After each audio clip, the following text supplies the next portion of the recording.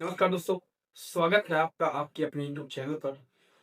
तो आज हम जो फिजिक्स का एक बहुत ही इम्पोर्टेंट चैप्टर है गोलीय दर्पण और गोलीय दर्पण के अंतर्गत हम देखेंगे कि उत्तल लेंस कैसे क्या है, अवतल लेंस कैसे है, काम करता है और प्रतिबिंब कहाँ पर कैसे बनते हैं। प्रश्न आता है जैसे कि यदि अवतल दर्पण में फोकस दूरी पर कोई वस्तु रखी जाए तो उसका प्रतिबिंब कहाँ पर बनेगा।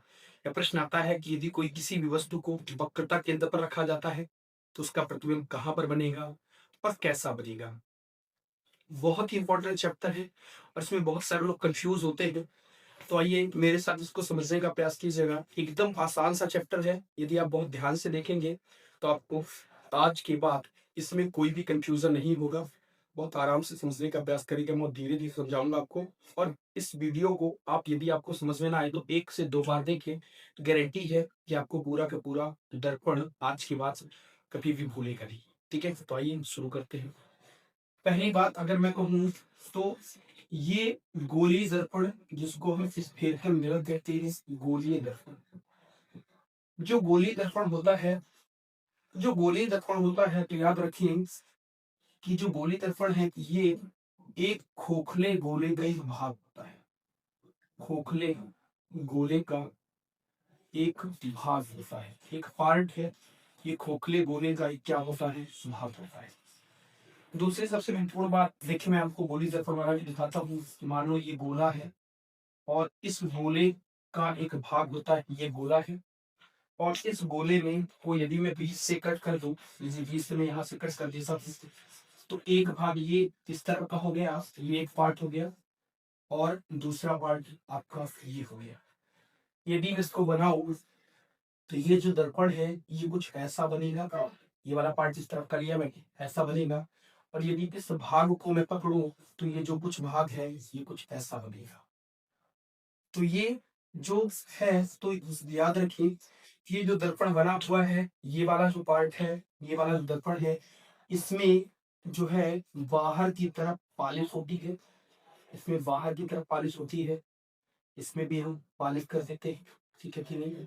तो ये जो अवतल दर्पण हमने यहाँ से यहाँ का था, तो ये कहलाता है आपका अवतल दर्पण। ये कहलाता है अवतल दर्पण। इसको हम कहते हैं इंग्लिश में कॉनकेव मिरर। इसको हम इंग्लिश में कहते हैं कॉनकेव मिरर। और ये जो पार्ट मैंने काटा तो ये कहलाता है उत्तल दर्पण। उत्तल दर्पण। और इसको हम कहते हैं इंग्लिश में कॉन्वेक्स मिरर। Convex mirror. अब अगला जो प्रश्न बनता है तो याद रखें दोस्तों कि जो अवतल दर्पण होता है इसमें जो परावर्तन की प्रक्रिया है, अवतल दर्पण में जो परावर्तन की प्रक्रिया है, परावर्तन की प्रक्रिया है, परावर्तन, तो इसके आंतरिक भाग से होता है। देखिए यहाँ पर पॉलिश है तो यहाँ से परावर्तन होगा। तो परावर्तन की प्रक्रिया जो है यहाँ कहाँ पर होगी, आंतरिक भाग से होती है।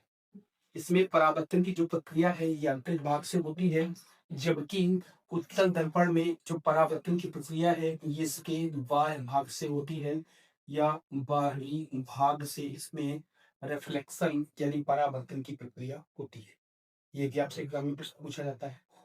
दूसरा, अवतल दर्पण को याद रखो आप कि जो अवतल दर्पण होता है, ठीक है, अवतल दर्पण में इसका पूरा चित्र बना के दिखाता हूँ कि अवतल दर्पण ऐसे कुछ बनता है ऐसे। और अवतल दर्पण में जब कोई भी प्रकाश की किरण आती है, ये मान लीजिए प्रकाश की किरण आती है, तो प्रकाश किरणों को ये क्या कर देता है, फैला देता है। ये फैला देता है। इसीलिए अवतल दर्पण जो होता है, इसीलिए अवतल दर्पण को हम अपसारी दर्पण भी कहते हैं। इसीलिए इसको क्या कहते हैं, अपसारी भी कहा जाता है। अवतल दर्पण क्या, जो इसमें परावर्तन की प्रक्रिया है, मैंने कहा कि जब कोई भी प्रकाश की किरण आएगी, मान लीजिए ये लाइट रे है, लाइट रे यानी प्रकाश किरण है, तो जब इस पर प्रकाश किरण पड़ती है तो ये प्रकाश किरणों को फैला देता है। इस वजह से इसको अपसारी दर्पण भी कहा जाता है। जबकि जो उत्तल दर्पण है, उत्तल दर्पण जो है, तो इसको जब हम बनाएंगे तो इसमें क्या होता है कि जब इसमें कोई भी यहाँ से जैसे लाइट रे डालूंगा, मैं प्रकाश की किरण डालूंगा, तो जब प्रकाश की किरण आएगी तो ये प्रकाश की किरणों को क्या कर देता है, मान लीजिए दो प्रकाश की किरण डाला तो एक ही बिंदु पर ये क्या करता है, सिकोड़ देता है। इस वजह से इसको हम अभिसारी दर्पण भी कहते हैं, अभिसारी दर्पण भी कहते हैं। तो एग्जाम में प्रश्न पूछा जाता है कि अभिसारी लेंस कौन सा होता है और अपसारी लेंस कौन सा होता है। तो अपसारी मैंने बता दिया कि इसको अपसारी दर्पण भी कहा जाता है और इसको अभिसारी दर्पण भी कहा जाता है। दूसरी बात आप ये याद रखिए, दूसरी बात इसलिए ये आपको समझ में आ रहा होगा। अगली जो बात है, अब इसमें हम देखना है कि वक्रता केंद्र क्या होता है, फोकस क्या होता है। ठीक है, तो ये आपको समझ में आया होगा, आप चाहे तो इसके स्क्रीनशॉट ले सकते हैं। ठीक है, अब जो इसमें अगली बात है, जो इसमें अगली बात है इसी दर्पण,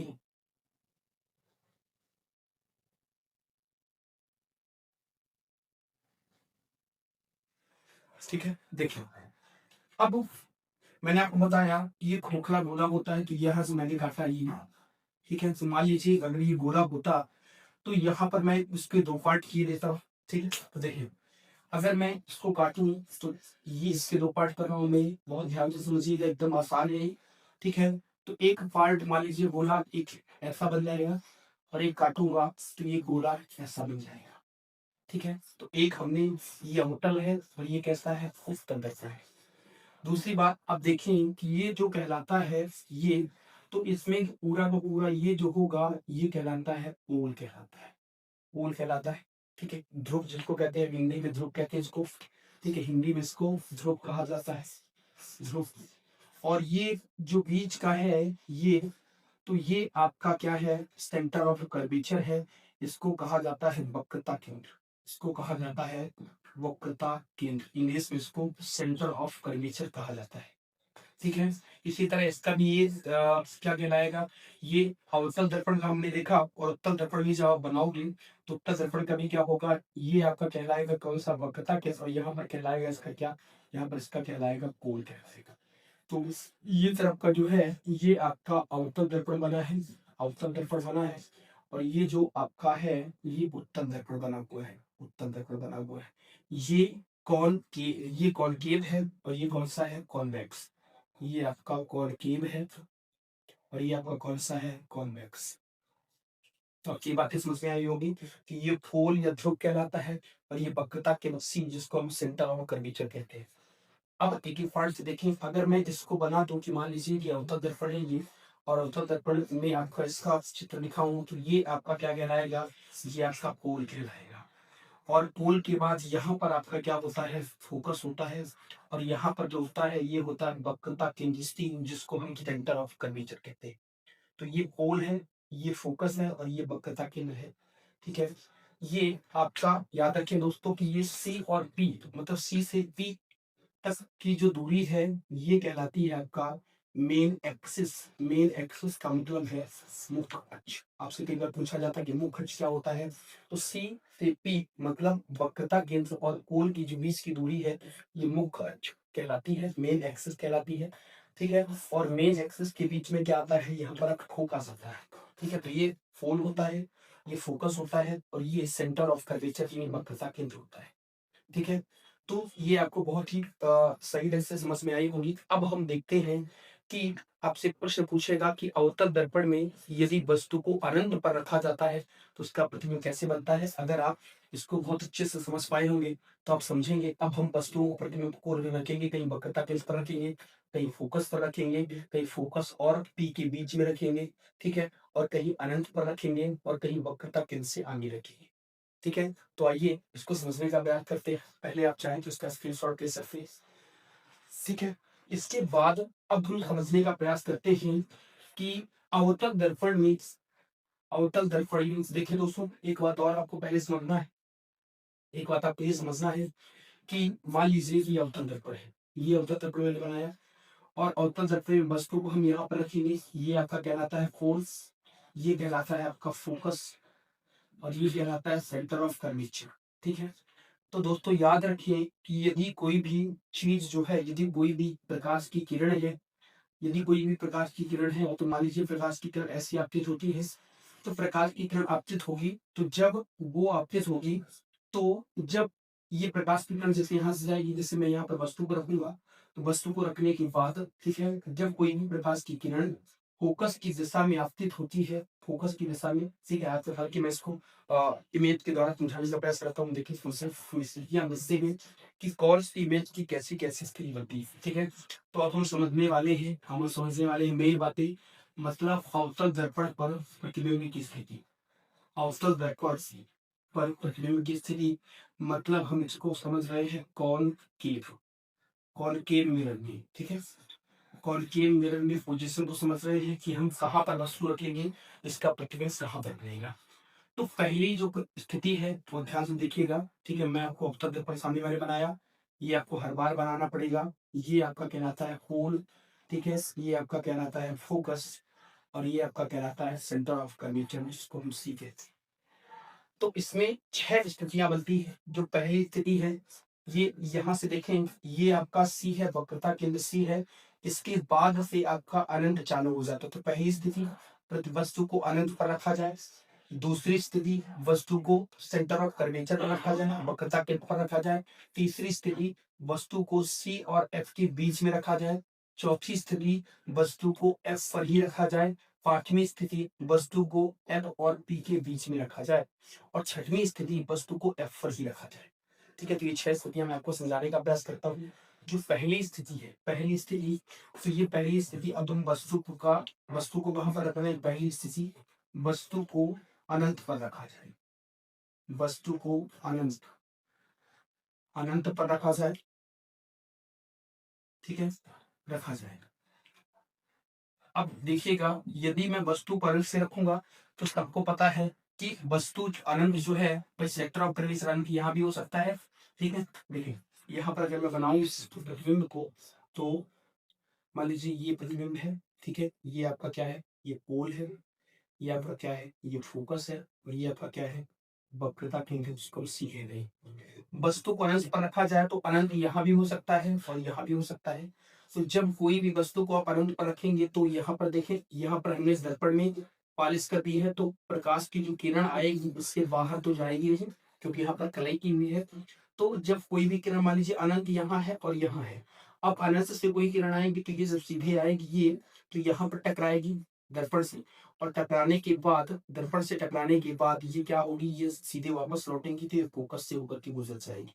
हो सकता है कि अनंत यहाँ हो सकता है कि अनंत यहाँ हो, कुछ किरण यहाँ की भी आ सकती है। ये अनंत है मान लीजिए, तो ये अनंत पर आएगी, यहाँ पर किरण आएगी, और अनंत पर आने के बाद फिर से ये किरण कहाँ से जाएगी, फोकस से होकर के गुजर जाएगी। तो जो प्रतिबिंब है कहाँ पर बनेगा, फोकस पर ही बनेगा। तो पहला प्रश्न, यदि वस्तु को अनंत पर रखा जाए तो इसका जो प्रतिबिंब है, ये कहाँ पर बनता है, फोकस पे ही बनता है। इसका प्रतिबिंब कहाँ पर बनता है, फोकस पे ही बनता है। और कैसा बनता है, दिखाई दे रहा होगा आपका कि एकदम छोटा सा प्रतिबिंब बनता है। कैसा बनता है, छोटा प्रतिबिंब बनता है। और प्रतिबिंब चूंकि नीचे बना है, तो ये जितने भी सारे अवतल दर्पण में प्रतिबिंब बने हैं, ये सारे के सारे लगभग कैसे होंगे, वास्तविक होंगे। और वास्तविक होंगे और कैसे होंगे, उल्टे होंगे। वास्तविक होंगे, उल्टे होंगे। केवल एक स्थिति बनती है अवतल दर्पण में कि जब प्रतिबिंब को हम एफ और पी के बीच रखेंगे तो प्रतिबिंब सीधा बनेगा, ठीक है। बाकी सारी स्थितियों में प्रतिबिंब कैसा बनता है, उल्टा बनेगा और वास्तविक बनेगा। तो इसमें पहली स्थिति में वस्तु को अनंत पर रखा जाए, उसका प्रतिबिंब कहाँ पर बनता है, फोकस में बनता है, और वस्तु से छोटा बनता है। और कैसा बनता है, वास्तविक और उल्टा बनता है। इसको आप बहुत ही अच्छे ढंग से समझ पाए होंगे। तो ये हुई पहली स्थिति। तो पहली कंडीशन आपको समझ में आई, तो ये आपको पहली कंडीशन समझ में आई होगी। आप इसका स्क्रीनशॉट ले सकते हैं, ठीक है। अब देखिए अब दूसरी स्थिति क्या है, ठीक है। इसी में दूसरी स्थिति में बताता हूँ, ठीक है।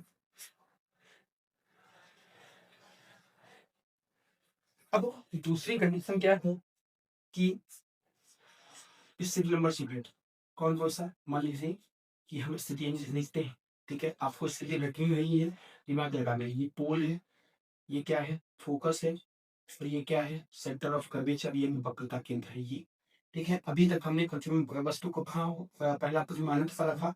अब मैं वस्तु को कहाँ पर रखने वाला हूँ, यहाँ मतलब वक्रता केंद्र और अनंत के बीच। तो दूसरी स्थिति कहाँ पर बनती है, ये जो दूसरी स्थिति है, ये वक्रता केंद्र व अनंत के बीच, अनंत के बीच। अब जब आप वक्रता के नारायण के बीच यहाँ पर वस्तु को रखेंगे तो देखो एक किरण क्या होगी कि ये मैंने बताया कि ये दर्पण पे यहाँ पर हमने पालिश कर दी है तो किरण से बाहर ले जाएगी तो हो सकता है कि यहाँ पर रखें तो प्रतिबिंब सीधी आए किरण सीधी किरण आए तो यहाँ पर जब किरण आएगी तो यहाँ पर पालिश है तो सीधे वक्रता के फोकस की तरफ जाएगी तो ये जो किरण है सारी तरफ चलेगी फोकस की तरफ चलेगी। दूसरा हो सकता है कि कोई किरण जो है ये आपका कहाँ पर वक्रता केंद्र के अंदर स्थापित हो। यहाँ से किरण हो सकता है कि ऐसी आई हो सकता है कि किरण टेढ़ी भी आ जाए तो वक्रता केंद्र के आपसे कोई भी किरण आती है यदि तो आपको पता होना चाहिए कि यदि कोई किरण वक्रता केंद्र पर आती है तो ये रिटर्न भी वक्रता केंद्र तक ही हो जाती है। ठीक है तो ये रिटर्न हो जाएंगे यहाँ तो जो प्रतिबिंब है यहाँ पर बनेगा जहाँ पर दोनों किरणें मिलेगी वही प्रतिबिंब बनता है कि ये बना आपका प्रतिबिंब। तो ये बना आपका प्रतिबिंब। तो जब हम वक्रता केंद्र व अनंत के बीच वस्तु को रखते हैं तो इसका जो प्रतिबिंब है इसका जो प्रतिबिंब है ये अपना कहाँ पर बनता है ये प्रतिबिंब सी और एफ मतलब वक्रता केंद्र सी और फोकस एफ के बीच में इसका प्रतिबिंब बनता है। इसकी इमेज जो है ये सी और एफ के बीच में बनती है। आपको दिख रही होगी कि कैसी इमेज बनी है। ये जो इमेज है रियल है वास्तविक है और कैसी है उल्टी है। वास्तविक है और उल्टी इमेज बनी है। ठीक है तो रियल वास्तविक और उल्टी बनी हुई है और आपको दिखाई दे रही होगी कि वस्तु बड़ी है लेकिन इमेज कैसी है छोटी। तो यहाँ पर हम बनाएंगे कि इमेज कैसी बनी है वस्तु से छोटी बनी है। इमेज कैसी बनी है वस्तु से छोटी बनी है। तो ये आपकी दूसरी कंडीशन थी। तीसरी कंडीशन क्या हो सकती है नहीं तीसरी कंडीशन अगर मैं यहाँ पर वस्तु को देखते अभी मैंने अनंत पर रखा दूसरी अनंत के पास थोड़ा सा आगे बढ़ाया तो सी पर रखा सी के बाद में रखा। अब जो वस्तु है तीसरी स्थिति मैं वक्रता केंद्र पर ही वस्तु को रख देता हूँ तो तीसरी कंडीशन बनाने जा रहे हैं कि वस्तु कहाँ पर हो वक्रता केंद्र पर हो। वस्तु कहाँ पर हो वक्रता केंद्र पर हो। अब जब वस्तु वक्रता केंद्र पर होगी तो वक्रता केंद्र की स्थिति कैसे बनेगी मान लीजिए कि ये हमने अवतल दर्पण बनाया यहाँ पर पॉलिश है कलाई की हुई है।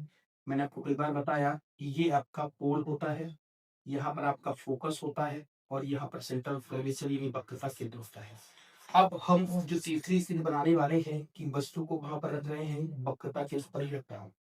तो जब वस्तु को वक्रता केंद्र पर रखेंगे तो एक किरण जो आएगी ये टकराएगी और मैंने कहा कि यहाँ से जो किरण आती है ये फोकस की दिशा में ही वापस लौट जाती है फोकस की तरफ जाती है। और हो सकता है कि कोई भी दूसरी किरण आए तो ये फोकस से आएगी फोकस से आएगी है जो कि तो फोकस की दिशा में वापस नहीं जाती है ये रिफ्लेक्ट होगी और इस तरफ निकल जाएगी इस तरफ निकल जाएगी।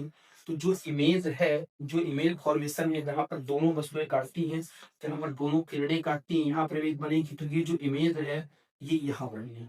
ये जो इमेज है ये यहाँ पर बनी ये बन गई आपकी इमेज या प्रतिबिंब। ठीक है ये इमेज बनी है या प्रतिबिंब बना है।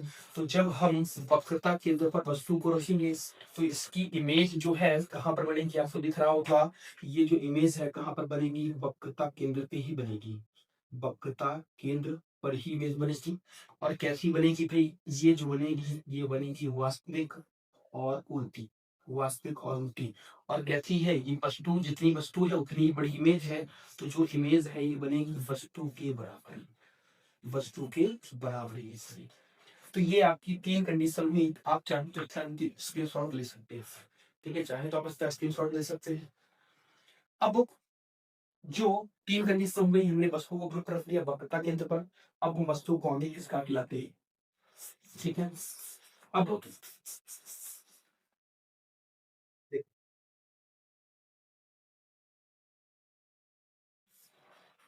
अब यहाँ पर जो चौथी कंडीशन आप बना रहे हैं इस चौथी कंडीशन देखिए इस चौथी कंडीशन इसी इमेज से ही पता चलेगी। मान लीजिए ये आपका अवतल दर्पण है और यहाँ पर हमने क्या किया ये होल है ये आपका क्या है फोकस है और ये आपका सेंटर ऑफ कर्वेचर है। तो हमने यहाँ पर प्रतिबिंब रख दिया। अब हम देखिए पहले एरर पढ़ा था दूसरा मैंने लिखा वक्रता केंद्र पर इन दोनों गिफ्ट में रखा। अब जो नंबर है वो है किस पर ठीक है ये फोकस पर मैं बस रख रहा हूँ इस बार अनंत पर रख दिया। अनंत पर रखने के बाद अनंत और वक्रता केंद्र के बीच रख दिया दो कंडीशन तीन कंडीशन सी में रख दिया। अब चौथी कंडीशन हम रख रहे हैं सी और एफ के बीच। तो चौथी कंडीशन जो है ये वक्रता केंद्र सी और एफ के बीच। ठीक है तो सर मैंने इसको बताया कि ठीक है, 4 स्थिति हम बता चुके हैं, ठीक है। 5वीं स्थिति अब हमें जो रखना है वस्तु को कहाँ पर, फोकस पर ही रखना। सी और के बीच अभी बताया मैंने। अब जो स्थिति है ये फोकस पर रख रहे हैं, तो जब हम फोकस पर रखेंगे तो क्या होगा कि किरण जो है यहाँ पर हमने पॉलिश कर दी है, पॉलिश कर दी है, तो ये जो किरण है यहाँ से आएगी और क्या होगा, ये आपका रिटर्न होगी, तो यहाँ पर कहाँ से गुजर जाएगी, फोकस से ही गुजर जाएगी, ठीक है। अब एक जो किरण है, एक जो किरण है, तो ये क्या करेगी, मान लीजिए कि ये जो किरण है ये आपका वक्रता केंद्र के अंदर सबसे जोड़ेंगे।